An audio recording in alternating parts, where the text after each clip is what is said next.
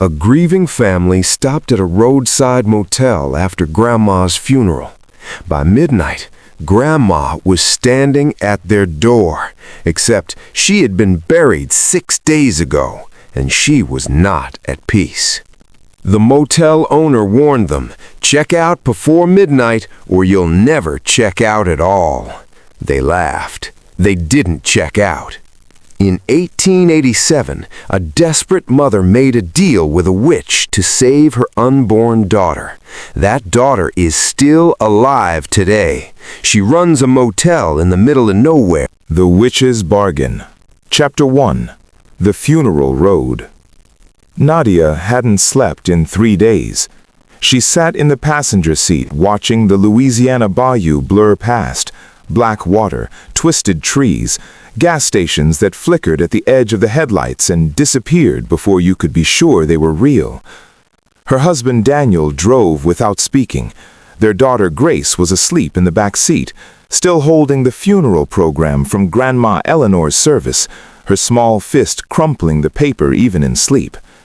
They had driven straight from the burial. Their motel reservation was gone, lost somewhere between grief and a phone that died past mile marker 47.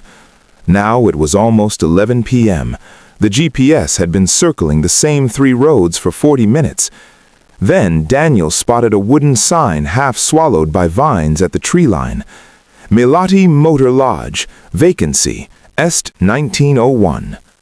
The driveway cut a quarter-mile through old pine trees before opening into a clearing. The motel was beautiful the way ruins are beautiful. A long white building with gas lanterns burning amber at every door, flower boxes full of night-blooming jasmine, a warm, glowing lobby. It looked like a painting. It looked like something that should not exist this deep in a swamp with no cell signal and no address.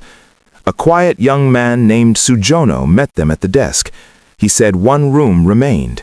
He said the owner, Madame Milati, would like to offer them tea before they slept, a tradition of the lodge since its founding. He said it the way people say things that are not actually optional. Chapter 2. Tea with Madame Milati. She was already seated when they entered the parlor.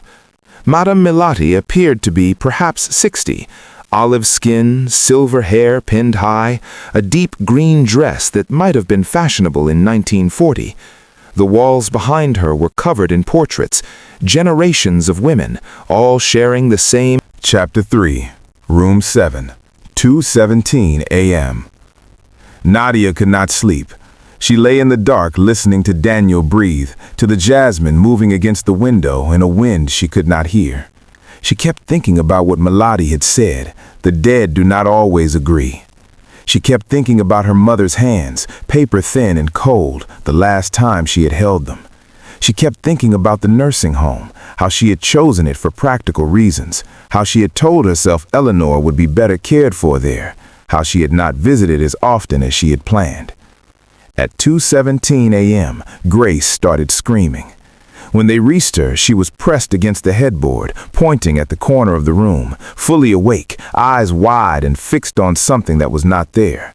Her voice dropped from screaming to something worse, a low, continuous sound. "She's right there," Grace said. "She's been standing there watching me sleep. She says she was not peaceful. She says nobody came." The corner was empty. Nadia turned on every light. She checked the closet, the bathroom, under both beds. Nothing. She held Grace until the trembling stopped and told her it was just a bad dream. Then Nadia looked at the doll Milati had given them. It was sitting in the armchair across the room. Its head was turned to face the corner Grace had been pointing at. They had placed it facing the window. Chapter 4. 1887, where it all began. The oldest portrait in the parlor is of a woman who died in 1902 at age 22. Her name was Cartini. She is buried behind the lodge under a marker that reads simply, Mother. Here is what actually happened. Cartini was unmarried, pregnant, and completely alone. In desperation, she found a woman the locals called a witch, a practitioner of old knowledge, the kind that exists before churches and courthouses. The witch offered Cartini wealth, safety, and a roof that would never fall. The price was her unborn daughter's fate. The child would live and be born healthy, but she would carry something ancient and hungry inside her forever. She would not age normally. She would need things from the living to keep the darkness inside her fed. The child was born on a stormy Tuesday in November. She was named Melody. By 1901, Melody was 14 and already understood she was different. That year, she met Dr. Cousineau, an eccentric physician banished from New Orleans for his obsession with what he called the science of the unnatural. He had theories. He had a basement laboratory. Chapter 6. What Grace has been trying to tell you. The thing that had been released when Eleanor died alone at 3 a.m. with no family present, Melody explained, had found a door. Unresolved grief creates doors. Eleanor had been carrying Nadia's guilt for 2 years. When she died, that door opened into the nearest sensitive soul. It opened into Grace. She is not possessed, Melody said, reading Nadia's face. She is a receiver.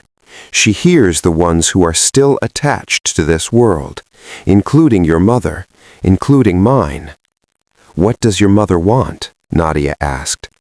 Melody was quiet for a moment. Outside, something moved through the jasmine. The same thing all of them want, she said, to be heard, to know they were not forgotten, to know the people they left behind will be all right. She looked at Grace. Grace looked at her mother. Grandma Eleanor says she wasn't alone at the end, Grace said quietly. She says she wasn't afraid. She says the nursing home was the right decision. She was safe and she was warm. She says you need to stop blaming yourself. She says she loves you and she is ready to go now. She was just waiting for you to hear her. Nadia started crying. She cried for a long time. When she stopped, the gas lanterns had gone out. The first gray light of dawn came through the tall windows. The doll sat on its shelf where it had always been. Daniel was asleep against Grace's shoulder.